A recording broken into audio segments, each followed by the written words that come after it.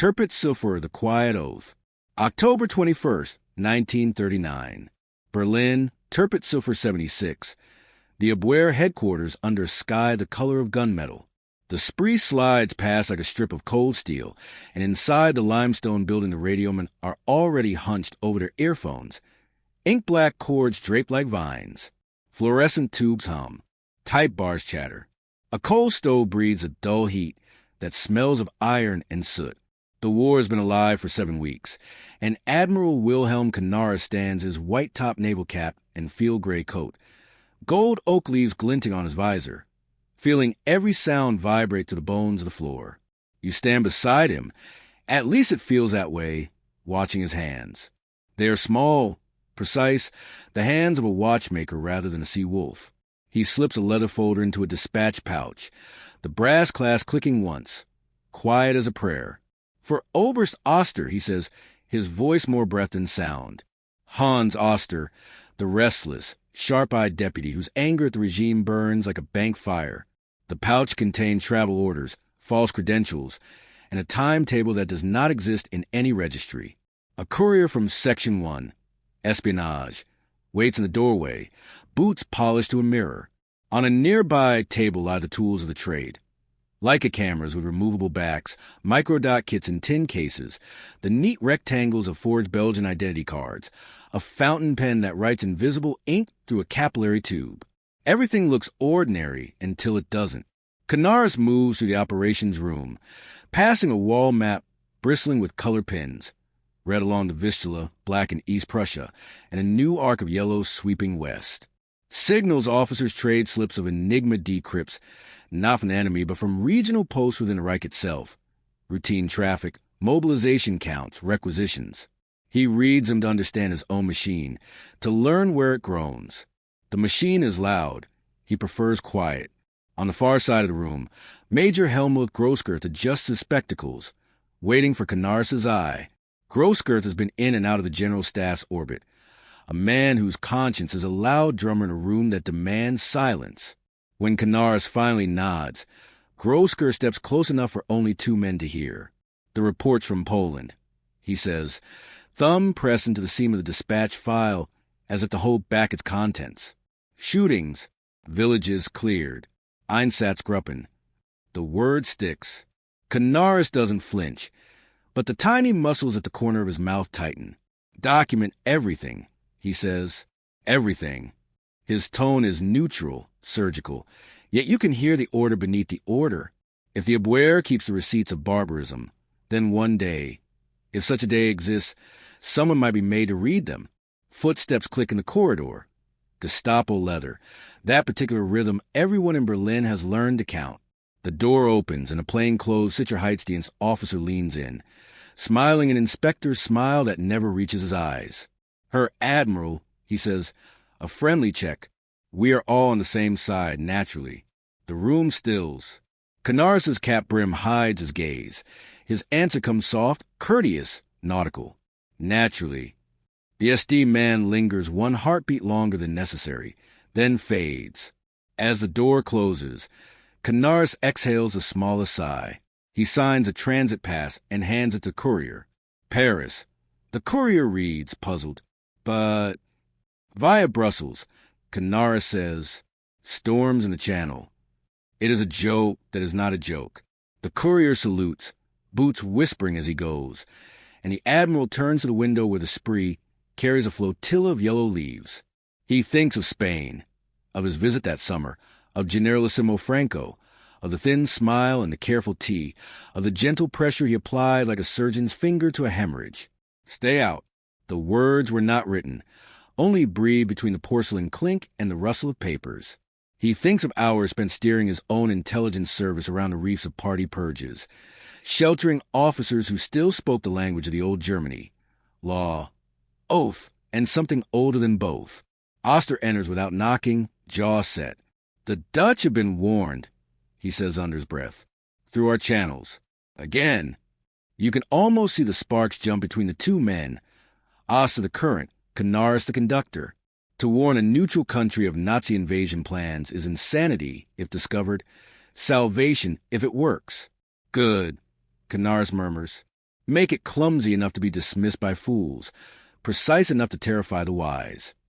He walks the corridor to Section 2, sabotage, and the air shifts. Crates labeled as their detonators, coils of primacord, a wooden dummy of a railway switch with removable bolts. A captain demonstrates a pencil fuse for a new recruit. Bend, click, hiss. Time in a tube, you can slide into a pocket. Canaris lingers just long enough to watch the recruit's face change from curiosity to gravity. Tools are not moral. Hands are. Back in his office, he removes his gloves and opens a locked drawer. Inside are two items that do not belong together. A Catholic prayer card worn smooth at the edges, and a list of names in Oster's tight script. Officers, jurists, pastors, a map of conscience across a country forced to speak with one voice. Canaris taps the card against the blotter once, twice. He is not a crusader. He is something rarer in this season of shouted certainties. A man prepared to drown his profession in ambiguity if it will keep his country from drowning in something worse. Outside, a siren lifts, then fades. An air raid drill that never becomes an attack. Not tonight. A stenographer brings in the last pouch of the day. For the Foreign Office liaison, her Admiral. He nods, seals it, and keeps a second envelope for himself. This one will travel by a slower current, hand to hand. The Abwehr's unofficial lifeline through consulates and businessmen and priests, across borders that exist on maps but not in the night. He releases the latch on the window. Berlin's air is damp and metallic, the river below reflecting pinpricks of light. The city holding its breath between the thunderclaps of history. We will do what we can, he says to the empty room, or to you or to God, and we will do it unseen. In the hallway, Oster's laugh cuts sharply, then stops. Someone has reminded him there are ears in the walls. Canaris closes a window and snaps the lock, a gesture as final as a signature. The quiet returns, heavy but alive, and for a moment you can sense the balance. One man with a naval anchor on his sleeve, standing in a building full of wires and whispers, choosing which signals to amplify and which to smother. The choice is treason to some, fidelity to others. In the ledger of this evening, it feels like rescue. Web of Shadows, March 1941. A cold rain needles the roof of a safe house on the Tiergarten's western edge. Inside, smoke curls around a single lamp where Admiral Canaris, his deputy Hans Oster, and theologian Dietrich Bonhoeffer sit in close council. A small fire trembles in the hearth, giving more illusion of warmth than heat. Every tick of the mantel clock sounds like a rifle bolt. Bonhoeffer, civilian and pastor, keeps his voice low. If we fail, Admiral, they will hang us as traitors. Canaris's reply is almost gentle. If we succeed, he says, they may hang us anyway, but fewer will die first. He spreads a folder across the table. Not maps of enemy installations, but German ones. Troop concentrations, supply depots, airfields meant for the invasion of Yugoslavia and Greece. Each page bears the watermark of the Abwehr. Each one will soon find its way into the hands of the Allies, through Switzerland. The plan is as simple as it is suicidal. Make Hitler's timetable transparent, not to save Britain, but to slow Germany's own rush toward ruin. Outside, the city groans under blackout. Trams whisper along slick rails. Somewhere across the canal, the Gestapo's motor pool rumbles. Canaris closes a folder, tucks it into his leather briefcase, and straightens his tie. They call it intelligence, he says to no one in particular. But it is conscience we are smuggling. Days later, in Madrid, another scene unfolds. The German attaché's office smells of paper dust and cigar smoke. Canaris has come under the guise of strengthening Axis coordination with Franco's Spain. Instead, he leans across a mahogany desk and whispers to General Francisco Gomez-Jordana, "If you enter this war, your cities will burn as ours do." His Spanish is measured, formal, impeccable. Stay neutral for Spain's sake. The general studies him, puzzled, a German admiral warning against German victory. Canaris leaves no paper trace, only a memory of a quiet man who preferred peace to glory.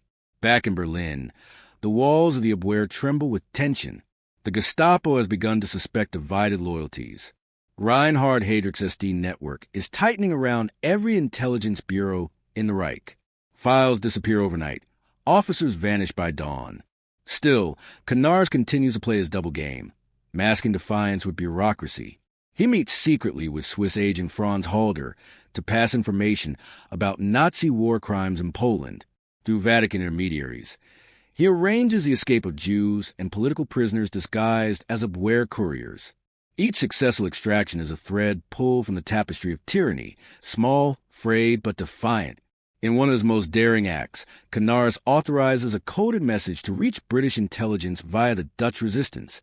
Germany plans to invade the Soviet Union. They will not believe it. Oster warns. They will if it comes from us. Canaris answers. The message crosses occupied Europe through channels of diplomats, smugglers, and nuns. By the time it reaches London, it is buried under suspicion. And yet, when Operation Barbarossa begins months later, Churchill will remember the warning that came from within Hitler's own spy chief. But every act of deception creates ripples. Within the Abwehr, loyalties fracture. Some officers whisper of patriotism, others of treason. A few, like Colonel Erwin Lahausen, share Canaris' quiet disgust and record atrocities on film and in ledgers. They understand that one day, the evidence will matter more than survival. Late one evening, in the shadow of the Brandenburg Gate, Canaris pauses before entering his car. The siren of an approaching convoy echoes between the pillars. He turns to Oster. "You know," he says softly, "our service was meant to protect Germany. It may yet protect her from herself." The rain starts again, cold, unrelenting, washing the soot from statues and the conscience from no man. The betrayal within. February 1943. A thin crust of snow clings to the rooftops of Berlin, muffling the sounds of a city that no longer dares to breathe too loudly. The Reichstag stands hollow-eyed in the distance, its stone ribs blackened from the bombings. Inside the Abwehr headquarters, the once brisk rhythm of typewriters has slowed to a nervous stutter. Men speak in half-sentences now. Every word feels like a possible confession. Admiral Wilhelm Canaris walks the corridor past portraits of German naval heroes. Tirpitz, Scheer, Hipper. Men of war, men of clarity. He feels nothing of their certainty. His boots echo against the marble floor as he enters his office, where Hans Oster waits beside the window, the curtains drawn tight. A coded message from Munich lies between them. The White Rose student group has been arrested. Sophie Scholl and her brother have already been executed. Oster's voice is flat. They killed children for leaflets, Wilhelm. Canaris presses his fingertips together, gaze distant.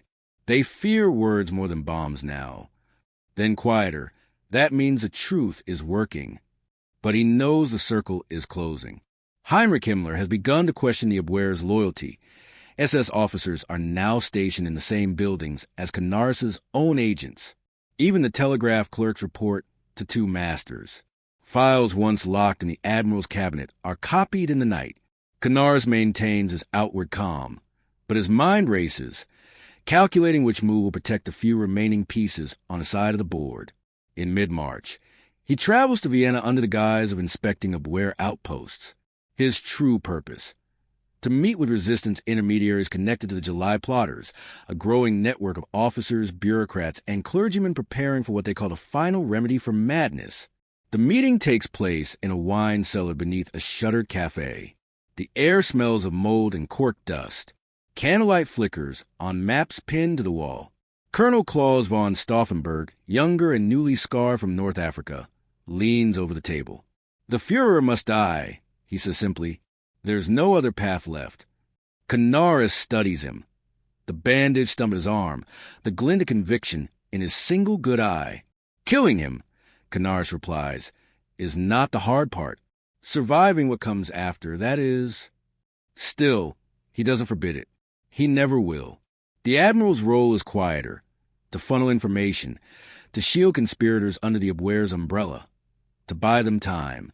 On the train ride back to Berlin, he watches the countryside pass, charred villages, endless freight cars marked with chalk numbers, the bitter stench of coal and something unspoken.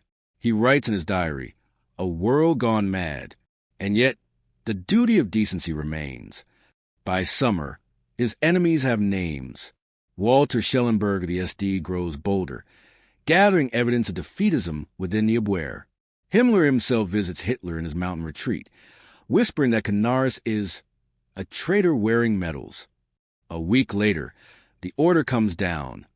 The Abwehrs will be absorbed entirely into the SS. The old Admiral's service, his life's creation, is dismantled overnight. On June 12, 1944, Canaris stands on the steps of Tirpitz-Zuffer for the last time. Trucks rumble in the courtyard, loaded with crates of files bound for Himmler's offices. He watches in silence as men in black uniforms carry away the records of every deception, every secret, every life he had shielded in the shadows. Oster joins him at the door. "It's over," he says bitterly. Canaris shakes his head. "Not yet." The truth doesn't vanish just because evil writes the reports. He hands Oster a small notebook, pages of coded contacts in safe houses, written in the tidy hand of a naval officer, the handwriting control in a collapsing world. "Keep it until the end," he says. Neither man knows that the end will come sooner than they imagine. That evening, Canaris returns to his villa in Dahlem. The house smells of dust and pipe tobacco. He feeds his terrier, slumps into his chair, and listens to BBC crackle faintly through static.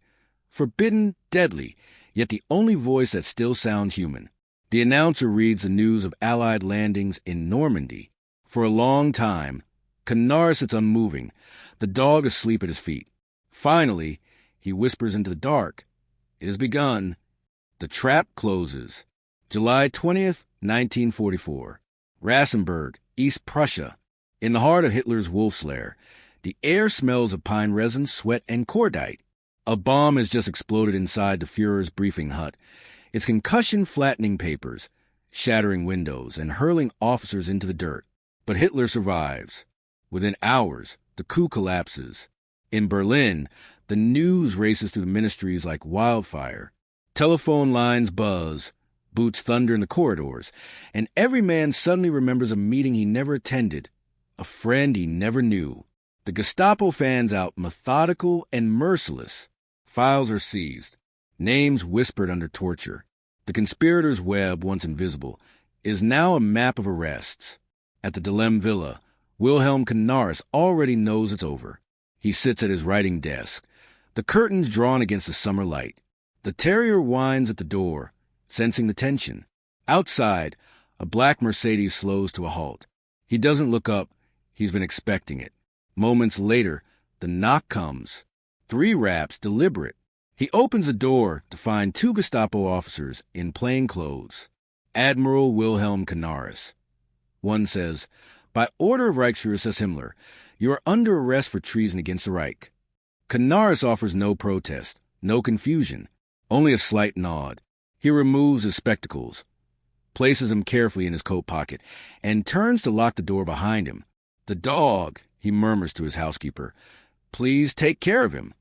Then he is led down the steps, his shoes crunching softly on the gravel, his shadow stretching long in the fading light. They take him to Flossenburg concentration camp. It's late autumn now. The camp sits in the Bavarian hills, wrapped in mist and barbed wire. The commandant's office smells of damp wool and carbolic soap. Prisoners move like ghosts between barracks, thin as paper. Inside one cell, Canaris keeps to a ritual. Every morning, he straightens his cot, shaves with cold water, and hums old naval hymns under his breath. The guards find it unnerving, this quiet composure from a man awaiting execution. Sometimes he's questioned. They want confessions, connections to the July 20th plot. He gives them only half-truths, never enough to damn others, never enough to save himself. "I served Germany," he says once to an SS interrogator. "Just not your Germany." Across the camp wall, Hans Oster and General Hans von Dohnanyi share the same fate. They whisper through cracks in the timber at night, trading fragments of scripture, fragments of hope. "We did what honor demanded," Oster says. "And honor is still worth dying for." Canaris answers quietly, "So long as someone remembers." In January 1945, Himmler himself orders an investigation into the Canaris conspiracy. The files uncovered from Abwehr archives read, like a ledger subversion, coded letters, intercepted cables, lists of false names and safe houses. Himmler rages. He hid behind loyalty, he shouts. He betrayed us from within. By April, the war is collapsing. The Allies are across the Rhine. Berlin burns. Yet vengeance still has work to do. On April 8, 1945, 2 weeks before the end, Canaris is led into the prison courtyard. The dawn is gray, cold enough to bite through the thin camp uniforms. The SS officer in charge reads the sentence aloud. By personal order, the Reichsfuhrer says, "You are to be hanged for treason." Canaris listens without a word. His hands are bound behind him. He glances once at the sky, then at the gallows built from rough timber beams. Nearby, Oster stands upright despite the beating he's endured, his face bruised but calm. They exchange a final nod. No words needed. The noose drops. A moment later, silence. When the Americans arrive at Flossenburg days later, they find the execution record still pinned to the wall. Beside one name, a guard has scrawled a single word, Verräter, traitor. But history will write another word beside it, patriot. Because while others raise their voices in loyalty to tyranny, Canaris used silence, deception, and courage to fight it from within. He did not win, but he refused to surrender the one weapon the Reich could never command, his conscience. Yendi,